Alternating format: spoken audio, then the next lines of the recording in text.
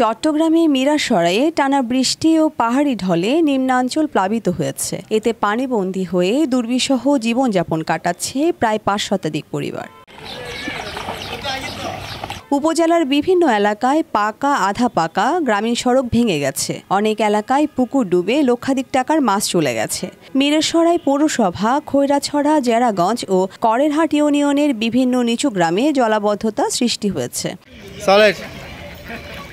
পানিবন্দী হয়ে আছে ফেনাপুনি, সোনাপাহাড় গ্রামের ৫ শতাধিক পরিবার।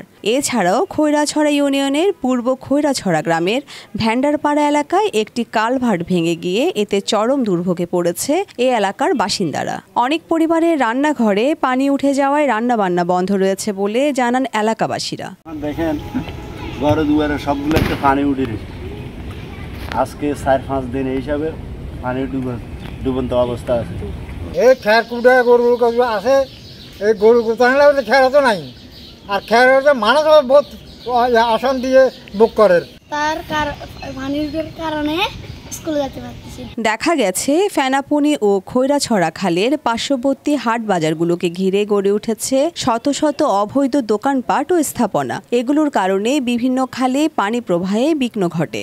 ফলে প্রত্যেক বছর নিম্নাঞ্চল এলাকা পানির নিচে ডুবে যায়। এছাড়াও অপরিকল্পিত পানি নিষ্কাশনের পথ না রেখে বিভিন্ন শিল্প কারখানা গড়ে তোলায় জলাবদ্ধতা সৃষ্টি হয় প্রতি বছর।